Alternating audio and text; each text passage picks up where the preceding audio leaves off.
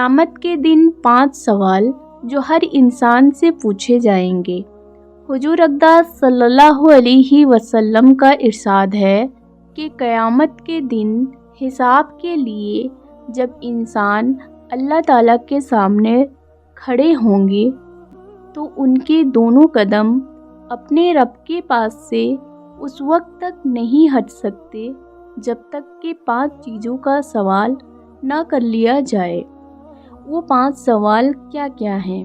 ان سے پہلا سوال ان کی عمر کے متعلق کی جائے گی کہ اپنی عمر کس کام میں خرچ کی، یہ 70-80 سال کیا کرتے ہوئے گزارے، اور ہم میں سے تو کئیوں کی عمر 70-80 سال بھی نہیں ہوں گے۔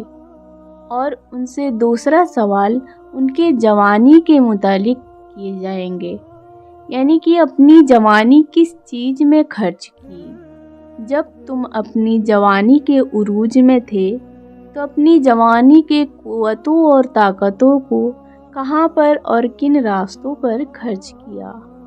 اور ان سے تیسرا سوال ان کے مال کے متعلق کیے جائیں گے کہ مال کہاں سے کمایا، حلال کاموں سے کمایا یا حرام کاموں سے کمایا۔ ان سے چوتھا سوال مال کہاں خرچ کیا۔ ان سے 5واں سوال یہ ہوگا کہ جو معلوم تھا، جو علم تم نے حاصل کی تھی، اپنے علم میں کیا عمل کیا۔ انسان کو اپنے ایک لمحے کا حساب دینا ہوگا۔ اگر ہماری زندگی ان 5 سوال کے خلاف گزر رہی ہے تو ہمارے پاس موقع ہے کہ ہم اپنی زندگی کو صحیح اور اچھے طریقوں پہ گزاریں، کیونکہ ایک دن ہم سب کو اللہ کے سامنے کھڑے ہو کر اپنی زندگی کا حساب دینا ہے۔